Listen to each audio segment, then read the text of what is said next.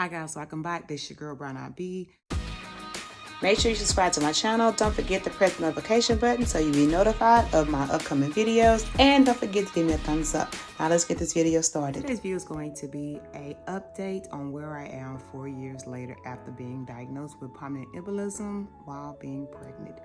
If you are new here, thank you for stopping by. And if you are returning, thank you for supporting my channel. So, what is pulmonary embolism? It is when blood clots develop in your legs and they make it all the way up into your lungs. And that is what I had 4 years ago. I was diagnosed with pulmonary embolism May of 2021 while pregnant with my youngest daughter. And ever since then, I've had to go and see the hematologist every 6 months to have my blood work done to make sure that my levels are at a safe level to try and make sure that it won't reoccur. However, though, I've had people tell me that once you are on blood clot medication, blood thinners, that you will remain on them for the rest of your life. And I can't say that that is 100% true, but however, though, I did manage to get off blood thinners for 4 years. And after going every 6 months, this last visit here, my doctor, he always asks me about whatever it is I'm feeling, whether it's blood clot related. But I told him at my last visit that I was experiencing some bad back pains and that I was having some tension on my upper leg, should I say. And he scheduled me a ultrasound to check out my legs. And because my blood clots were found in my left leg previously, he had both legs checked out. And he also ordered me a x-ray for my back because I did tell him about the back pains.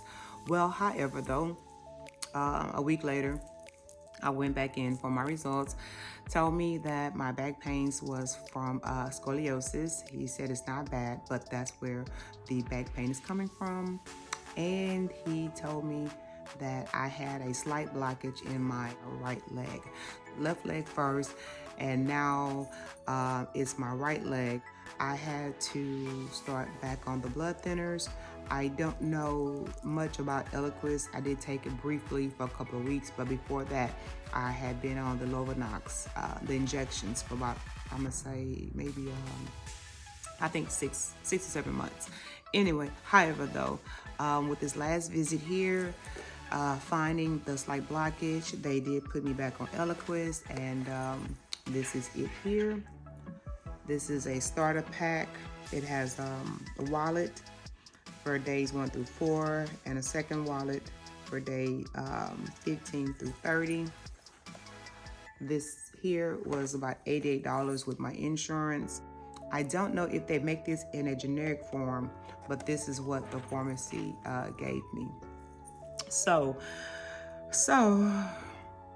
guys, it did crush my spirit a little bit, but at the end of the day, I really am grateful because it could have not been found. I had a slight blockage that could have developed into a full blockage, which could eventually land me back in the hospital or even have taken my life.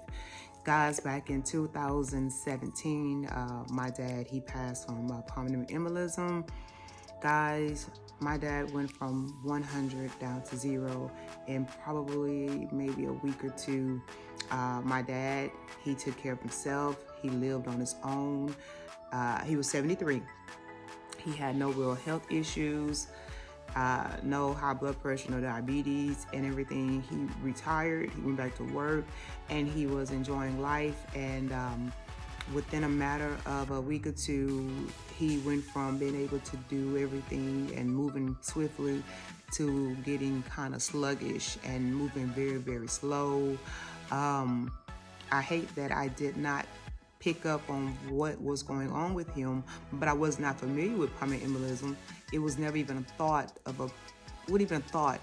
However, though, my dad did pass from it. He had no real warning other than the fact that he did go to the emergency room and it was during heartbeat, and they sent him home because our hospitals here had a lot of damage, and if it wasn't nothing extreme, as they can pick up, they sent you home. So they sent my dad home twice just to find out that he was showing signs of the pressure in the chest and everything. So it affects your breathing too.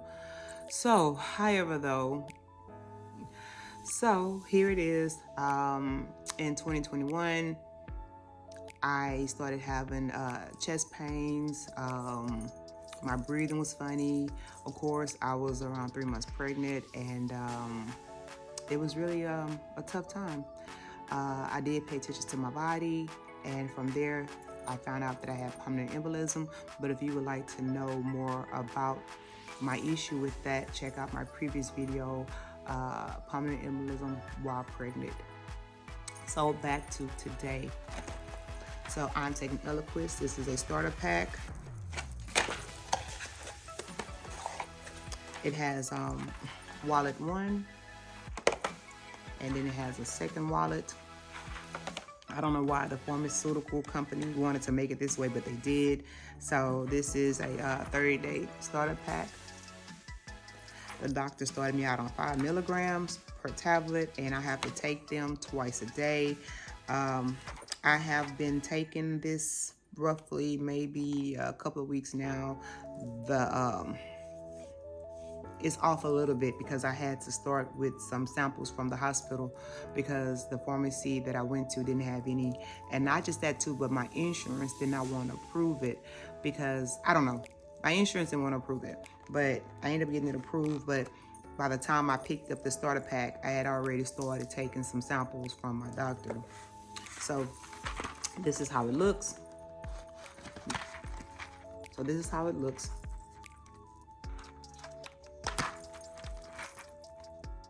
You push and hold right here, and then you have to squeeze it and pull it out. And this is how it looks. It tells you when to take it. The only thing you have to do is decide on what time of day. Because of my work schedule, and of course when I'm off, I don't want to have to set my alarm clock to wake up at whatever time in the morning. So I chose 7 in the morning and 7 in the evening because on an average day, whether I work or not, I am moving around by 7 a.m. So my time is 7 a.m. and 7 p.m. because you have to take it twice a day, 12 hours apart. But as you can see, it tells you when to take it, 2 in the morning, 2 in the p.m. Yes, guys, it is not yes, it's a little off a little bit, but like I mentioned, I had some samples from my doctor's office, so that's why mine is not on the current schedule. But however, though, I'm going into week 2, and I don't know if this is related or not, but I will find out. So within the past week, I've had a couple of migraines, very severe migraines. I got up one morning, I did some runs, took my daughter to school. I went and called the Bath and Body Works candle sale, and throughout that I did have a headache. But however, though, once I got home, I laid down because my head was hurting so bad. I couldn't even get out of bed after about an hour. I had to have Siri to call my husband to tell him to please come to the room, and he came. And he gave me something for a headache, and it worked, guys. It knocked me out, and it did put me to sleep. And then a few days later, I had another migraine headache, and this is not normal for me. So at this moment, I'm really thinking maybe it could be a side effect from this Eliquis. I don't know. I had another migraine actually yesterday at work. The headache started in the late a.m. I toughed it out until it was time for me to get off work. By the time I went inside to take care of my business at work, guys, I had a hard time walking inside, and I had to have someone help me outside. They made sure that someone came to get me because my head was hurting so bad that I really had to keep my eyes closed and my head down out from the sun. So I did go to a minor care. They did give me a scan of the brain, and they said everything looked good, which I'm not gonna lie, my doctor, my PCP, she sent me to the hospital to have a scan done. And I'm not gonna lie, I didn't tell my husband, so he doesn't know this, and if you watch this video, he'll find out. But I left my doctor's office. She sent me straight to the ER. I waited about an hour and I left. Guys, when I tell you, it was so many people in there. At that time, my headache wasn't as bad. I felt okay. My daughter had to get home from school. I'm preparing my vow renewal. So I had so much to do, so I left. And there you go. Another day, migraine. Another day, migraine. So, however, though, the scan of my brain was good. I'm thinking maybe this is it. So my next step is to, now at the ER, at the minor care, they did give me a prescription for migraines. I have to go and pick that up sometime today because it was last night and this is the next morning. I will contact my hematologist, and I will let him know that I have been having headaches, migraines, ever since I've been taking this, to try and find out if it is related to that. And if it's not related, then I don't know, we'll figure it out. And if it is related, hopefully we can find something other than this, excuse me, and find something other than this Eliquis, because these migraines have been attacking me, guys, and it has been knocking me down, and I don't like that feeling. And to make matters worse, and to add on top of that, I have a trip coming up, and I'm not to go out and celebrate my anniversary with having these migraines, guys. So yeah, so anyway, that is an update. If you have experienced pulmonary embolism, guys, pay attention to your body. If you have these symptoms and you're not sure what's going on, tell your doctor how you're feeling. Write it down. That way, when you do go to see your doctor, you don't forget to tell them what's going on with you.